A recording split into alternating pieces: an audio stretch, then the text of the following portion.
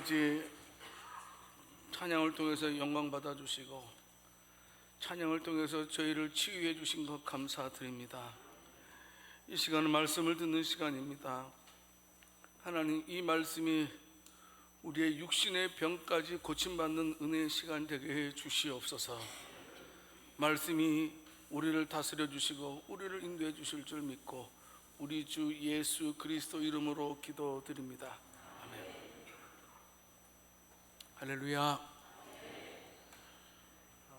오늘은 하나님의 은혜로 또 하나님의 섭리로 우리 교회가 설립된 지 33주년을 맞이한 날이기도 합니다.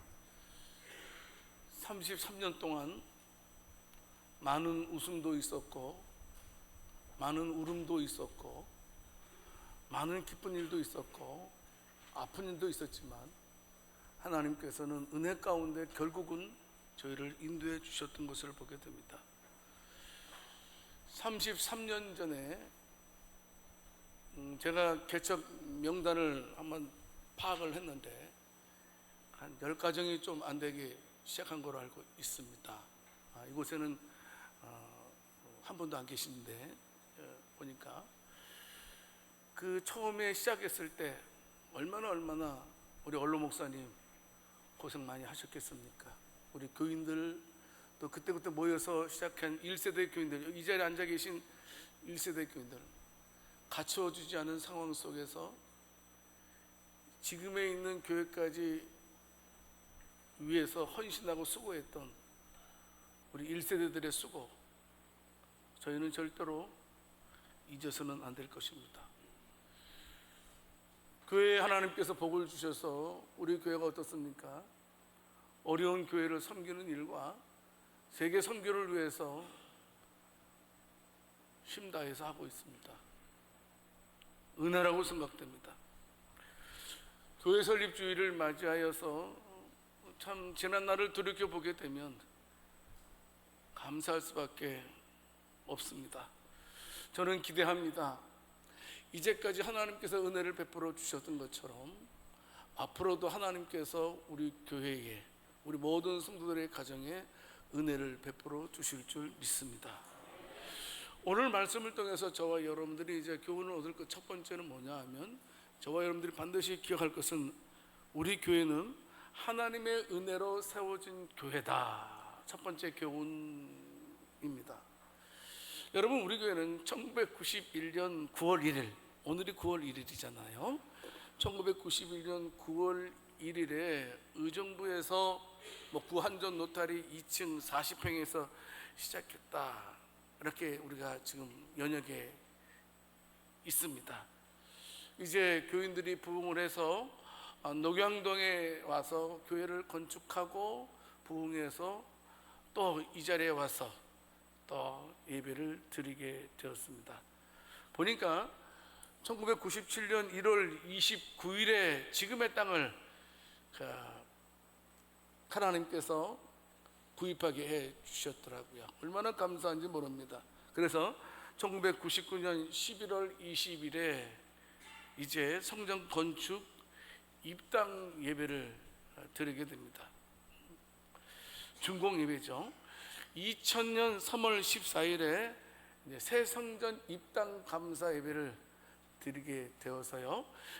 지금 이 자리에서 예배를 드린 시간이 무려 25년이 되었습니다. 감사하죠?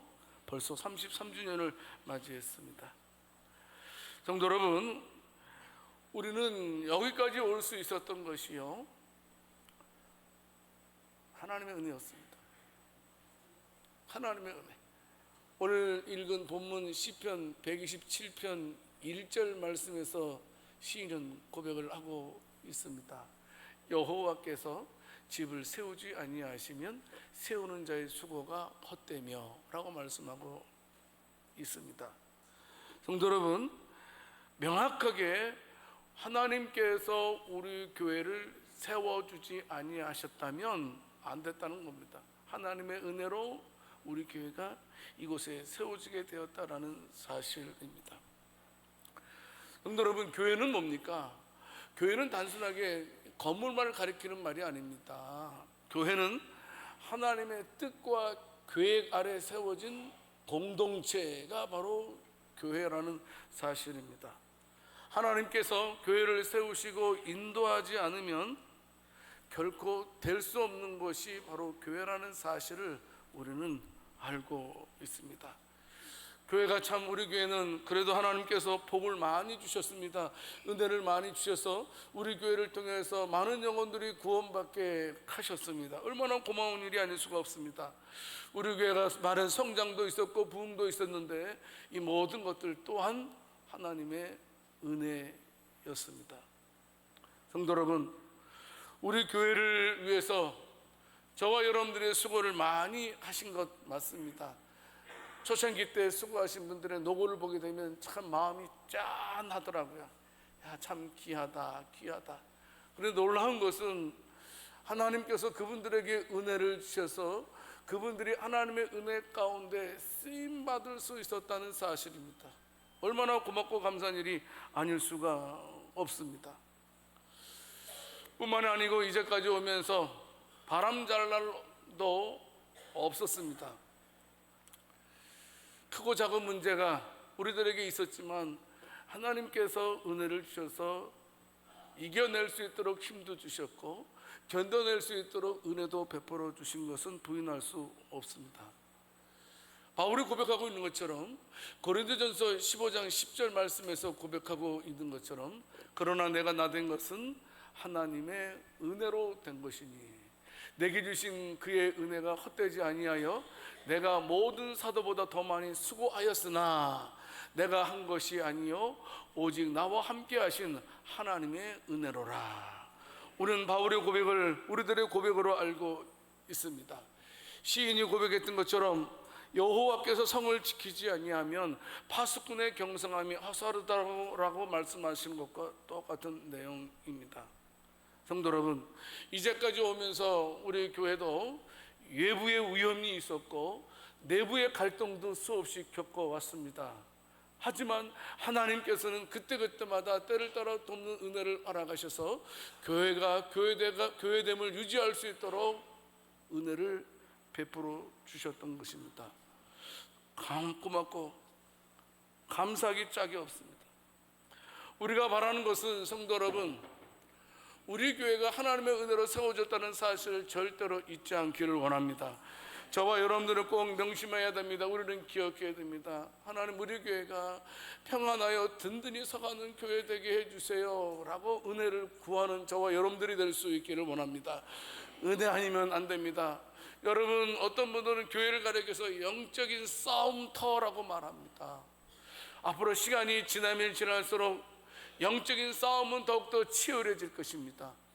그럴 때마다 우리가 승리할 수 있는 방법은 하나님의 은혜밖에 없습니다. 은혜를 사모하고 은혜를 구하는 저와 여러분들이 되어야 될 줄 믿으시기 바랍니다. 여러분, 은혜가 얼마나 필요했으면 하나님께서는 대제사장 아론을 통해서 아침마다 저녁마다 두 손을 들고 축복하게 하셨던 것을 우리는 민수기 6장을 통해서 잘 알고 있습니다. 민수기 6장의 축복의 내용은 세 가지 아닙니까? 첫 번째는 보호하심이 있을지어다, 두 번째는 은혜가 있을지어다, 세 번째는 평강이 있을지어다. 은혜가 얼마나 필요했으면, 평강이 얼마나 중요했으면 하나님께서는 제사장들을 통해서 아침과 저녁으로 계속해서 축복하게 하셨던 것을 우리는 알고 있어야 됩니다. 하나님, 은혜 주세요. 하나님, 은혜 주세요. 은혜 아니면 안 됩니다. 모든 것들이 은혜 아니면 안 됩니다. 제가 한번 힘들 때, 어려울 때 혼자서 문 걸어 잠그고 찬송하는 게 있어요.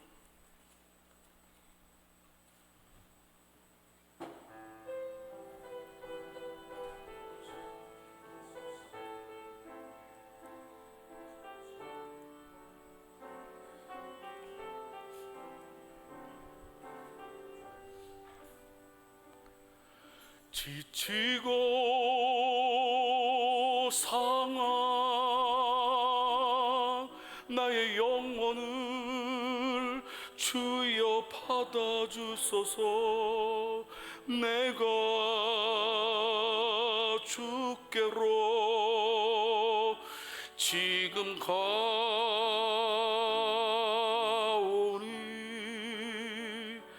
버림받고 깨진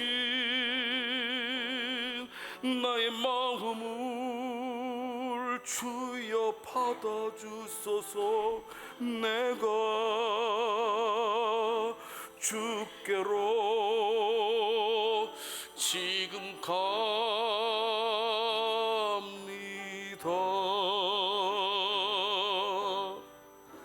험한 세상에 나 혼자 있게 마시고 주여 나를 인도하소서.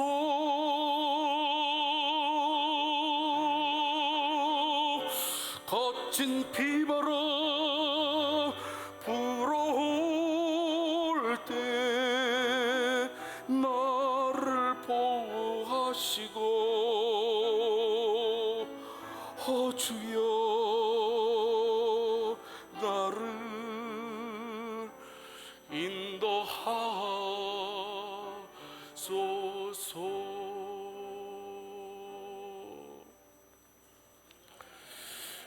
성도 여러분, 저는 믿습니다. 하나님의 은혜가 있었기에 여기까지 올 수 있었는데요, 은혜를 사모하는 저와 여러분들이 될 수 있기를 원합니다. 은혜는 사모하는 자에게 주십니다. 은혜는 애타는 자에게 하나님 은혜 주세요.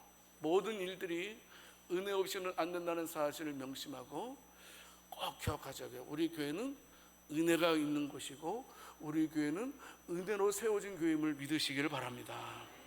두 번째로요, 33주년을 맞이해서 저와 여러분들이 기억하는 것은, 우리들은요 그리스도 안에서 가족이라는 사실입니다. 패밀리, 가족. 옆 사람에게 말하겠습니다.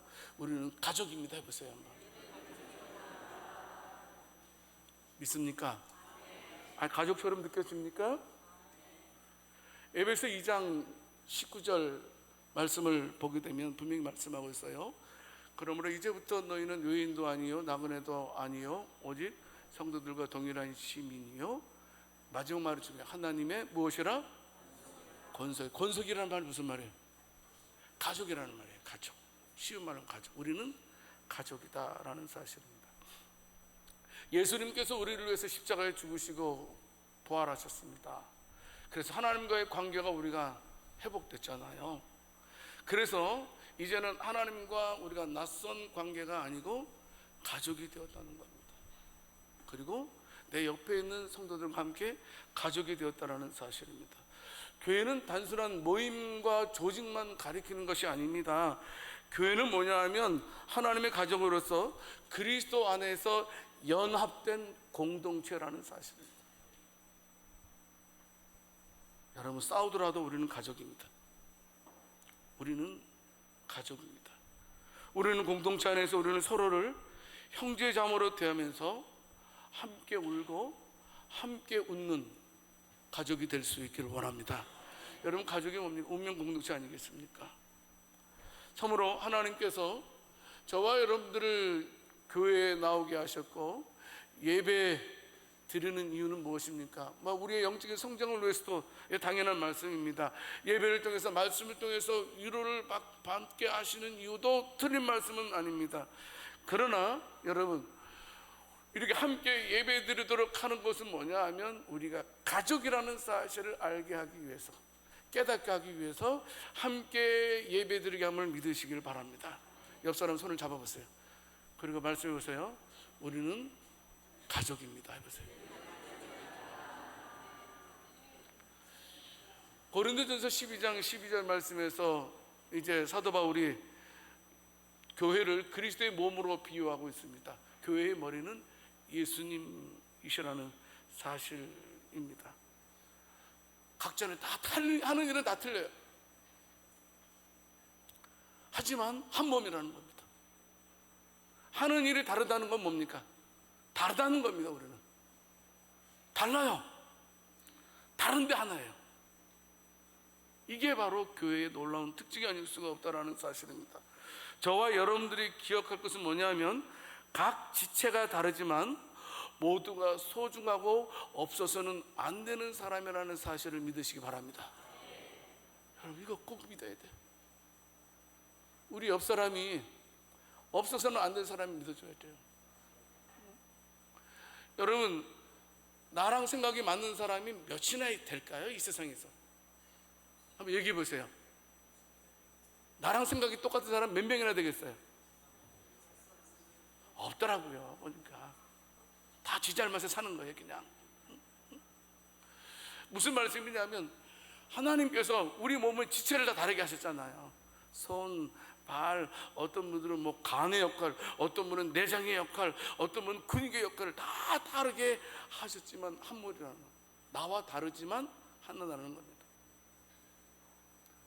성도 여러분, 기억하시기 바랍니다. 저와 여러분들은 어떤 일이 있더라도 나와 다른 사람이지만, 나와 생각이 다르지만 이 사람은 우리에게서 반드시 꼭 필요한 사람인 줄을 믿으시기 바랍니다. 그걸 꼭 붙들어야 돼요. 나랑 생각이 다르다고 자르면 안 돼요.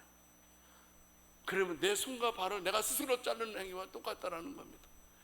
나랑 생각이 다르지만 저 사람은 우리를 위해서 반드시 필요한 사람이다.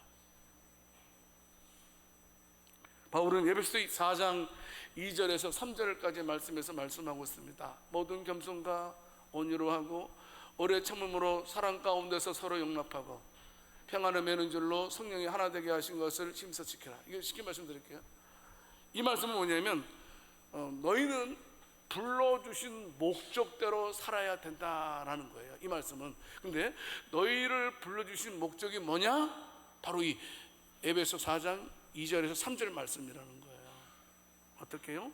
겸손과 온유와 오래 참음과 사랑 가운데에서 서로 용납하고. 근데 여러분, 여기서 이 용납하고라는 말에 대해서 좀 간단하게 말씀을 드리고 싶습니다. 용납한다는 말을 갖다가 사전을 막 찾아봤어요. 그랬더니 어떻게 표현되냐면 너그럽게라는 말로 표현됐더라고요. 너그럽게. 이 너그러운 마음으로 서로를 용납하라. 그래서 다시 또 제가 또 이 너그럽게라는 그 국어 사전을 또 찾아봤어요. 좀 어떤 뜻인가? 그러니까 우리 국어 사전에는 관대하고 이해심이 많으며 마음이 넓은 태도나 행동을 나타나는 부사이다.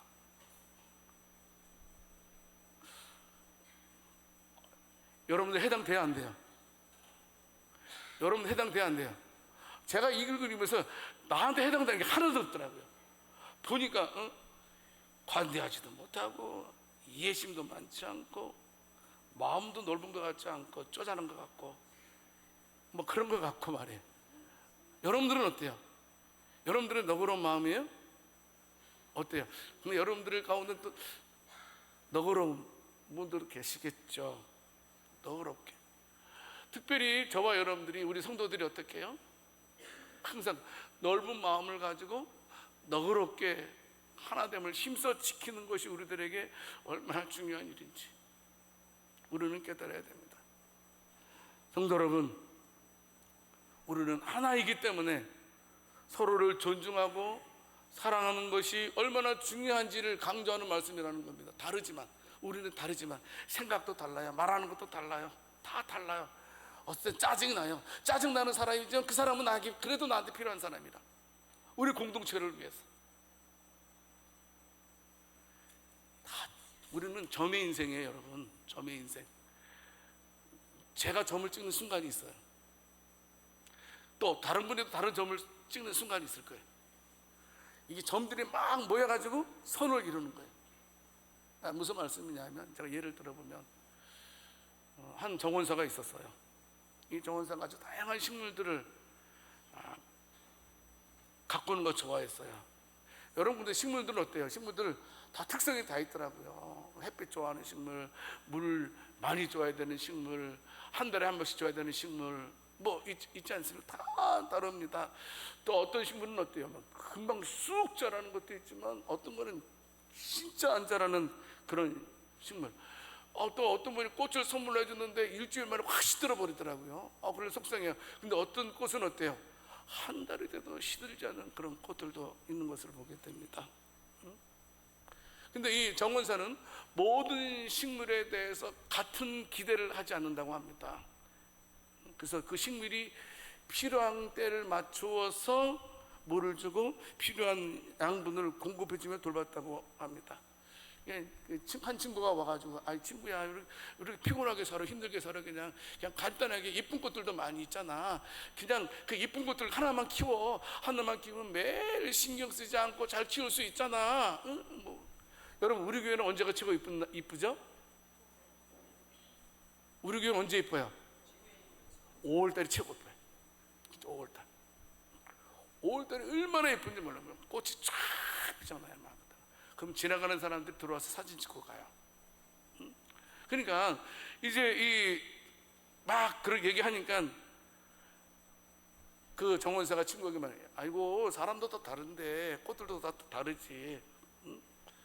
서로 차이가 있는 것처럼 그냥 참고 기다려주면 돼. 참고 기다려주면 언젠가는 그 꽃이 만개하더라. 근데 그 만개할 때 그 모습이 얼마나 아름다운지 너는 몰라. 참고 기다려주는 것이.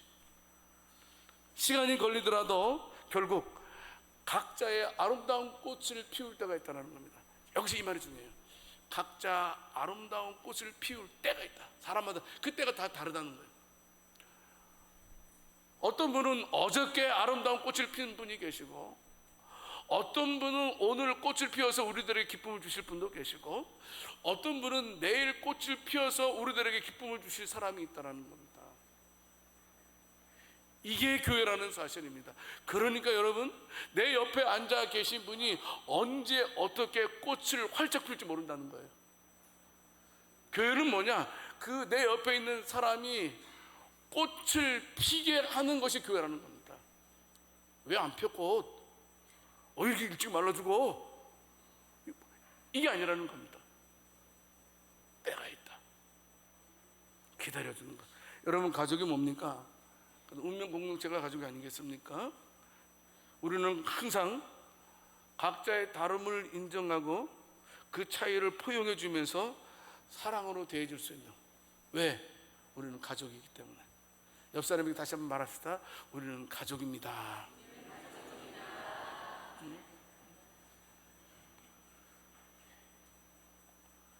성도 여러분, 반드시 우리는 기억해야 됩니다. 어떤 상황 속에서라도 가족이라는 사실, 우리는 가족이라는 사실. 여러분, 제가 때로는 교인들을 귀찮게 할 때가 있어요. 뭐냐면, 물건 살 때 있으면 꼭 교인들 집에 가라. 왜 딴 데 가서 밥을 먹냐고.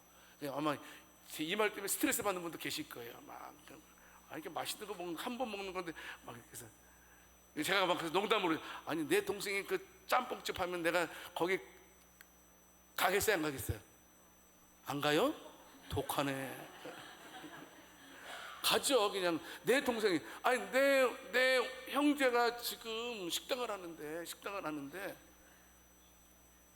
여러분, 조금 못하더라도 우리가 자주 가면 맛있어져요.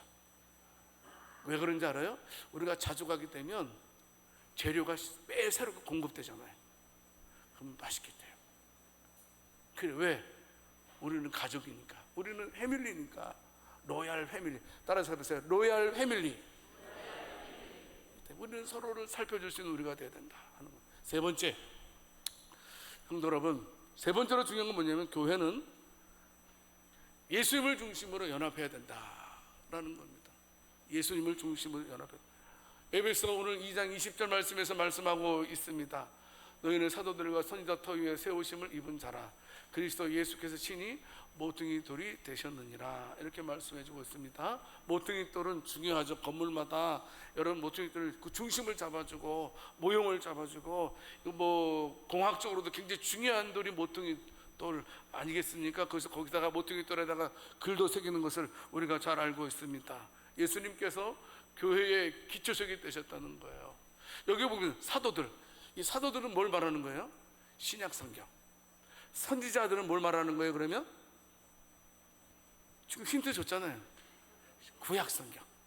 뭐냐 하면 신구약 성경 터전 위에 세워진 것이 교회라는 거예요. 근데 신구약 성경이 뭐예요? 구약은 뭐예요? 오실 예수님에서 말씀하고 있잖아요. 신약은 뭐예요? 오신 예수님에 대해서 말씀하고 있는 것이잖아요. 그러니까 예수님 위에 세워진 것이 교회다라는 사실인 것을 우리가 기억하고 있습니다.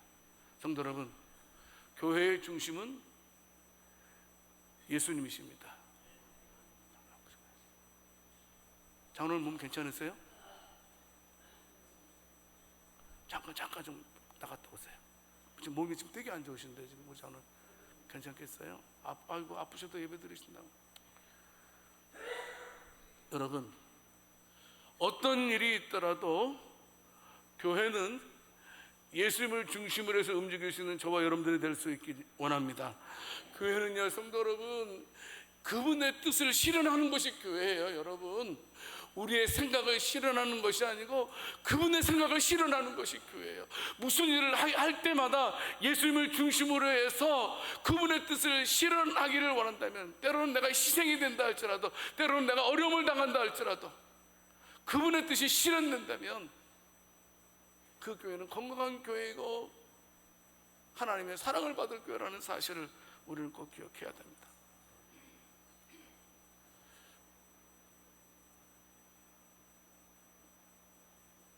제가 아까 광고하면서 이부터 광고 지나친 말을 했어요. 제가요. 왜 그렇게 광고했을까? 나도 말하고 나고 후회할 때가 있어요. 말한 다음에 내가 그때 그렇게 말할 거. 그래 많이 있잖아요. 아까 말할 때 말이에요. 어떤 광고를 해요? 퀴지 않은 사람은 교회에서 아무 말도 하지 말라고. 이런 아주 무서운 말을 했어요. 무슨 말이냐면 제 말하는 의도는 뭐냐면, 기도하지 않고 말씀 읽지 않는 사람은 하나님의 생각에 예수님의 뜻에 관심이 없다는 거잖아요. 그럼 뭐냐면 성경을 읽지 않고 기도를 하지 않으면 어떤 말들이 많이 나올 수 있는 내 생각, 내 판단, 내 기준이 나올 수 있어요. 근데 우리가 말씀과 기도로 하게 된다면 어때요? 예수님의 생각이 생각나는 거예요.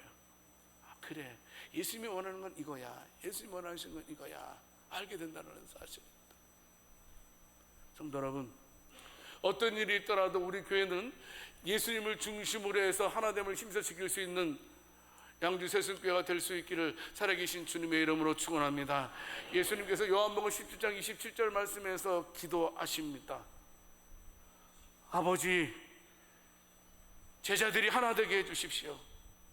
아버지께서 내 안에 계시고 내가 아버지 안에 있는 것 같이 제자들도 우리들 안에 있게 해주십시오. 그래서 세상 사람들이 하나 되는 것을 통해서 예수님이 그리스도인 것을 알게 해주십시오. 이것을 기도하고 있는 모습을 보게 됩니다. 성도 여러분, 어떤 일이 있더라도 우리 양주 새순교회는 그리스도 안에서 하나 될 수 있는 저와 여러분들이 될 수 있기를 살아계신 주님의 이름으로 축원합니다. 서로 짐을 지자 이거예요. 목사는 목사로서의 그 영적인 부담감이 있습니다. 거룩한 부담감. 우리는요, 모든 사람이 성도로서의 거룩한 부담감을 가지고 살아가야 됩니다. 나는 가족이기 때문에 그렇다는 겁니다. 성도 여러분, 한 얘기를 할까 합니다. 전쟁 중에 있었던 이야기인데요, 어느 사람이 이제 막 전쟁에 참여하다가 우연하게 부상당한 동료들을 보기로 했어요. 자기도 전쟁 일어나면 안 돼요. 여러분, 큰일 납니다. 우리나라도 전쟁 일어나면 큰일 납니다. 근데 전쟁 중이라서 얼마나 피곤해 지쳐 있겠어요. 그런데 부상당한 동료들을 그냥 외면할 수가 없었어요. 지나칠 수가 없었어요. 그래서 자기도 힘들고 어렵지만 그 부상당한 동료들을 한 사람 한 사람씩 안전한 곳으로 이렇게 대피시키게 됩니다. 상관이, 야 그만해, 네가 위험해, 잘못하면 네가 총 맞을 수 있어, 그만해, 네 할 도리 다 했어, 그만해, 이제 돌아와 라고 상관이 지시를 했어요. 그랬더니 이 부하가 그 상관한테 말합니다. 저들은 저의 친구들입니다. 제가 저들을 두고 어찌 갈 수 있겠습니까? 이 일을 할 수 있도록 해주십시오. 결국은 이 병사는 모든 부상당한 동료들을 다 피신시키게 됩니다. 많은 그 피신시키는 와중에 그가 부상을 당하게 됩니다. 병원에 부상당하게 됩니다. 그래서 많은 사람들이 그 용사의 그 전쟁 영웅당 소리를 다 듣고 감동을 받았다는 사실입니다. 그 위험한 상황 속에서도 친구들의 짐을 나누어지고 그들을 살리기 위해서 자신의 안전을 희생시켰다는 겁니다. 여러분, 내 안전을 희생시킬 줄 알아야 된다는 겁니다. 우리는 본능적으로 내 안전이 우선입니다. 그렇지 않나요? 그런데 우리 그리스도는 어떻게 해요? 내 안전을 다른 사람들을 위해서 희생시킬 줄 아는 것. 갈라디아 6장 2절 말씀에서 말씀하고 있어요. 뭐라고 말씀하고 있습니까? 너희가 짐을 서로 지라. 그리하여 그리스도의 법을 성취하라. 이렇게 말씀하고 있습니다. 서로 지라는 사실입니다. 그래도 우리 교회는 그래도 착한 분들이 계신 것 같아요. 참 감사하더라고요. 목회를 하면서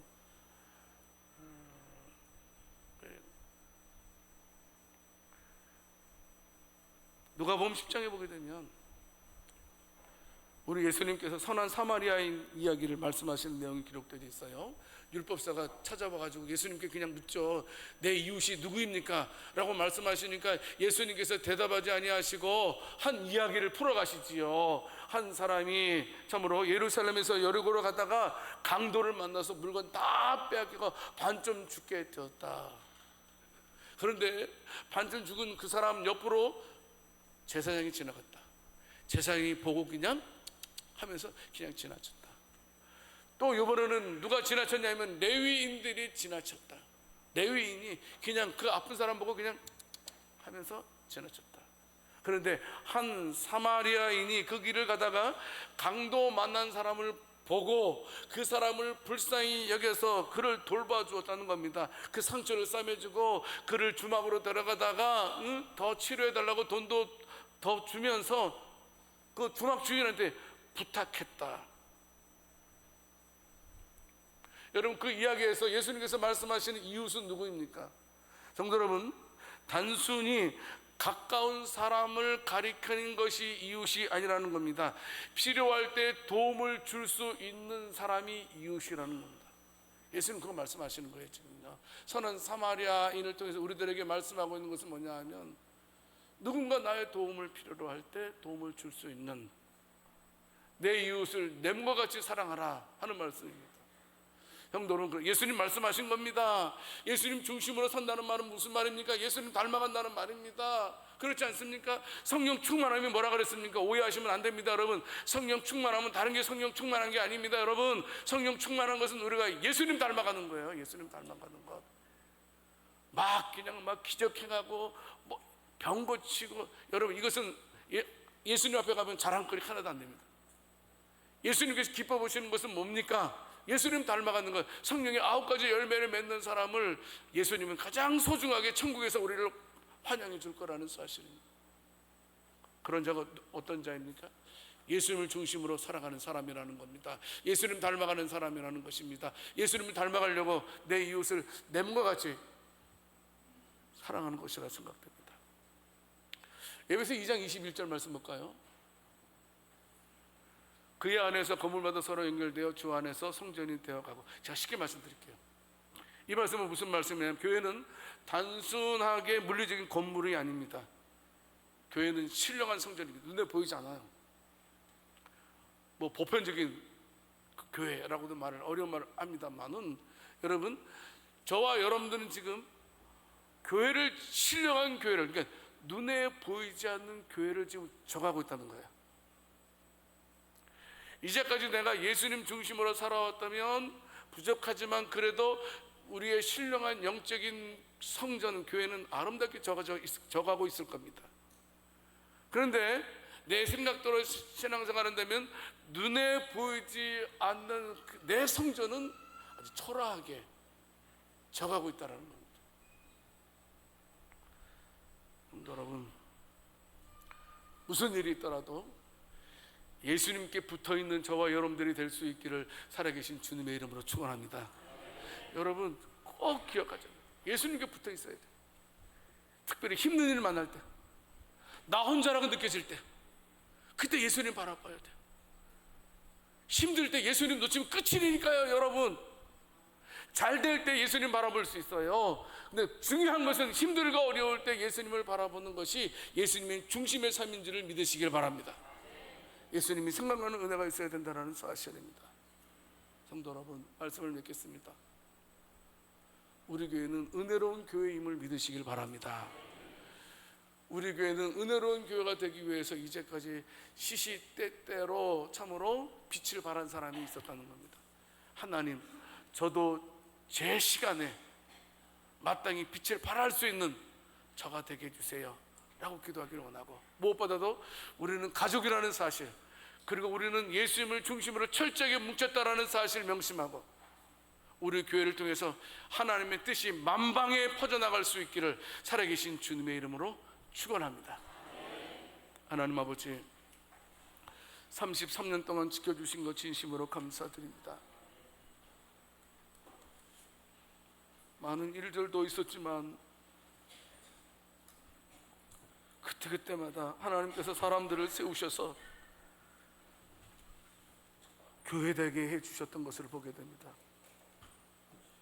하나님 아버지, 우리 교회가 은혜로 세워진 교회임을 명심하고 항상 저희들은 가족으로서 예수님 중심으로 살아가는, 예수님께 떨어지지 않는 저희들 되게 해 주시옵소서.